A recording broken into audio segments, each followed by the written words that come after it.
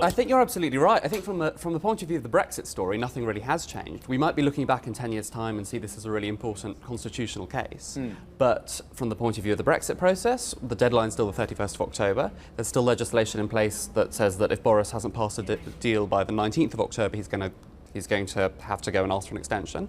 So none of the real fundamentals now have changed. It looks like we're heading for an election and an extension and then an election, and that's the same as it was 3 days ago. From the European point of view, before Peter comes back in, what do they make of this? Do they give their final little bit of leeway that they may well have over the language and the transition period and over how the backstop's caused, and whether there's some agricultural cohesion between the two, or it's the island of Ireland?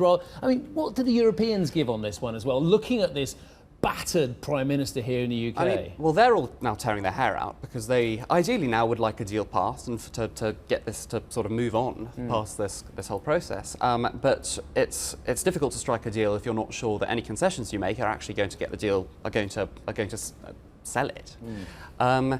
So I think the wiggle room now for Boris is very limited. It's going to be very difficult to get a new deal. It was always going to be difficult to get a new deal struck in October. And it's even harder now that he seems so weak at home. And it seems to me like we're heading for an extension. Peter? Oh, sorry.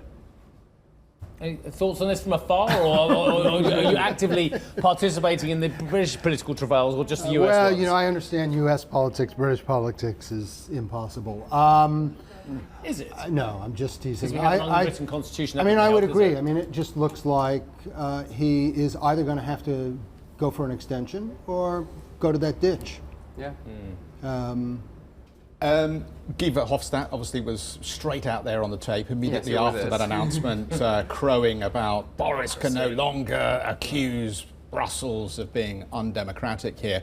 To what extent does that tone and flavour of response from Brussels perhaps indicate the broader view at this point, that this is one in the eye for Boris Johnson and the Prime Minister, and actually puts Brussels on a stronger footing when it comes to that key Brexit summit that's coming up? Yes, well, it's hard to say because I think there may be a little bit of glee there from people like Guy Verhofstadt, but really Brussels is frustrated.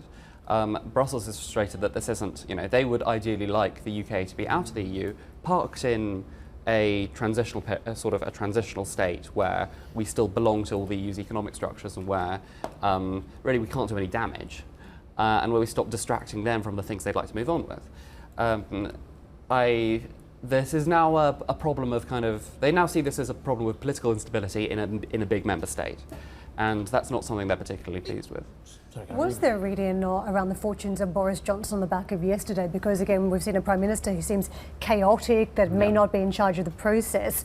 And at the same time this week, we've heard some very strong anti-business comments from the Labour Party conference around a working week, for instance, changes that would have fairly significant ramifications on this country. Did you see an avenue to a Jeremy Corbyn government yesterday based on Boris Johnson's fortunes?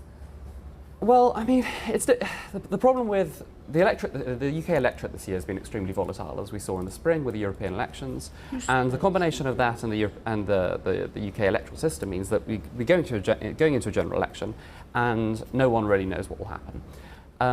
What does seem quite unlikely, at the very least, is a Jeremy Corbyn majority government. It seems likely that if Labour were returned to power, they'd be in a messy coalition and reliant on other smaller parties for support, which would almost certainly moderate how they're able to bring into force their more radical policies.